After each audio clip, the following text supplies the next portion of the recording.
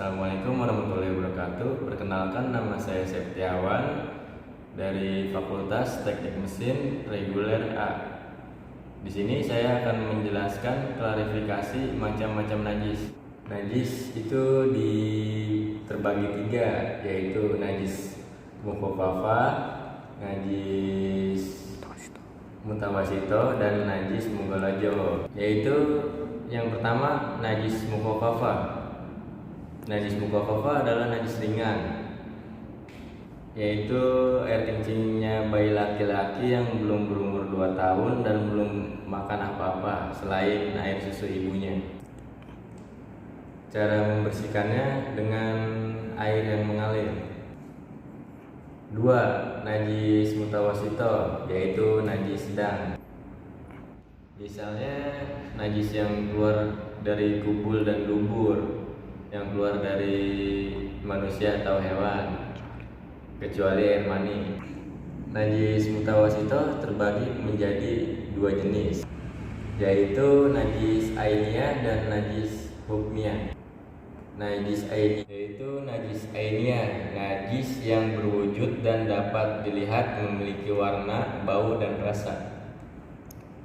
Najis hukmiyah, najis yang nampaknya tidak terlihat wujudnya, seperti bekas kencing, arak yang sudah mengering, dan lainnya. Adapun cara mensucikannya najis ini, yaitu najis pertama, najis ainiyah, harus membersihkan najis ainiyah terlebih dahulu. Dan yang ketiga, najis mughalazo. Najis mughalazo itu yang berasal dari hewan, yaitu anjing dan babi.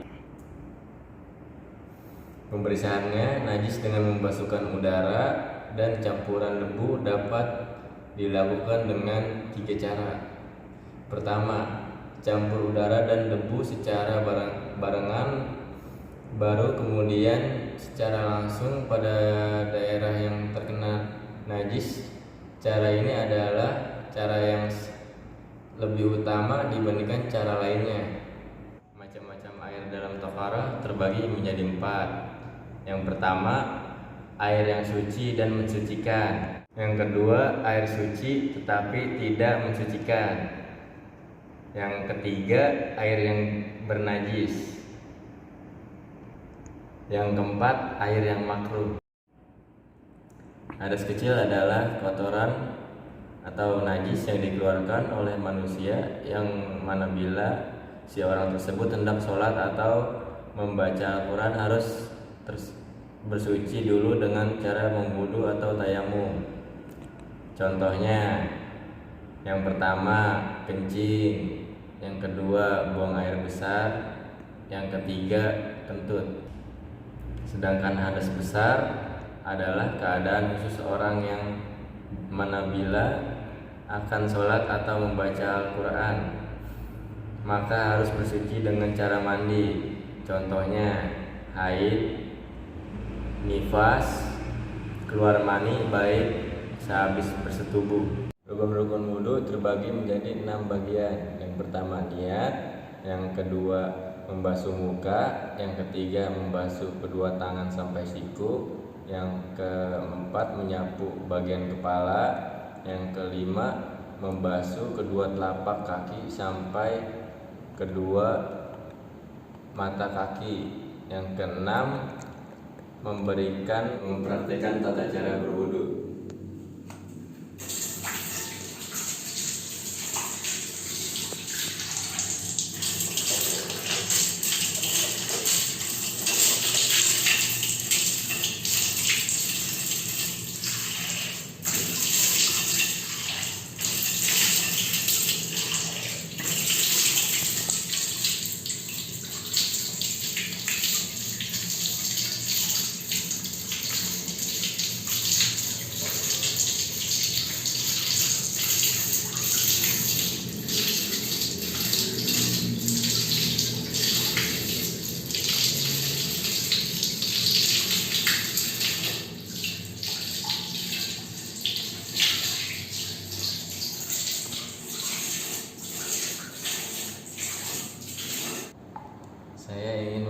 menunaikan sholat, disertai dengan penjelasan syarat, rukun, sunnah, dan hal yang membatalkan sholat.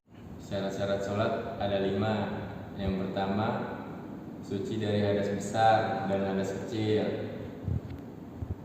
Yang kedua, suci dari hadas pakaian. Yang ketiga, menutup aurat. Yang keempat, mengetahui waktu sholat. Yang kelima, menghadap ke kiblat. Syarat-syarat sholat ada 5. Yang kedua, berdiri bagi orang yang berpuasa. Yang ketiga, takbiratul ihram.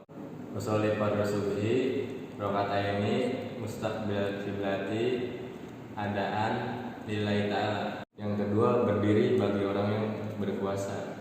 Yang ketiga, takbiratul ihram. Allahu akbar.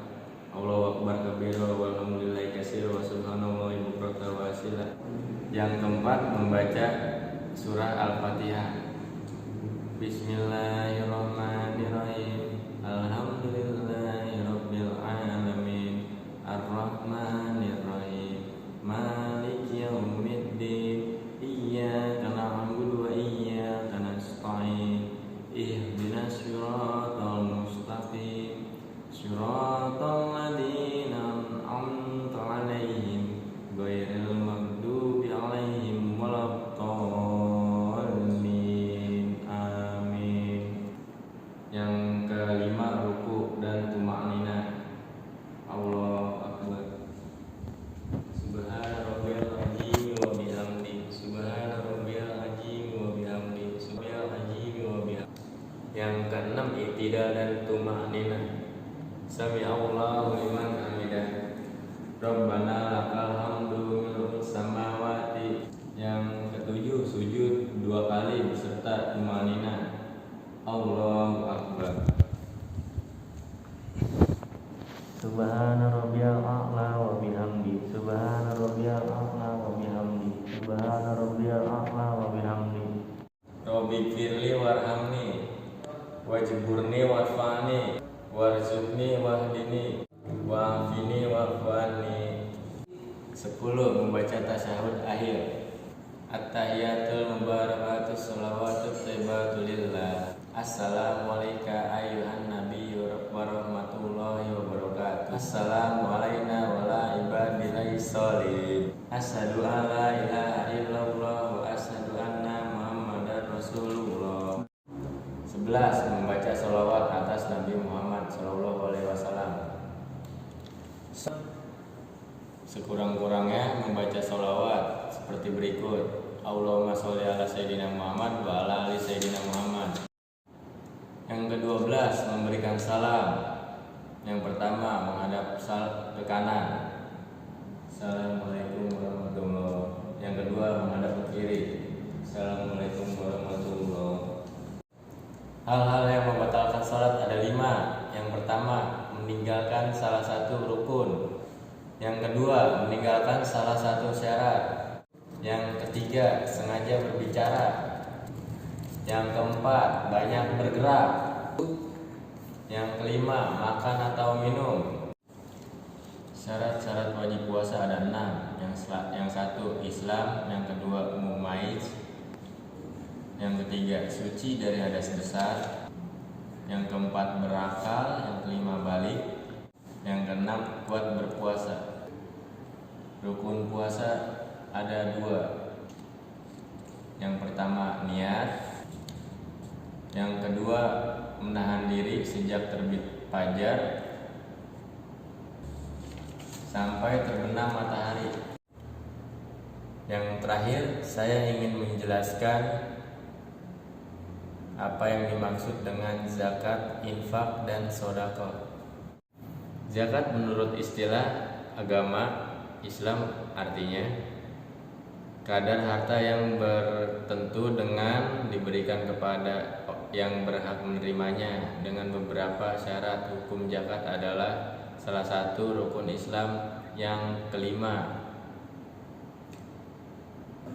fardu ain atas setiap orang yang cukup syarat-syaratnya.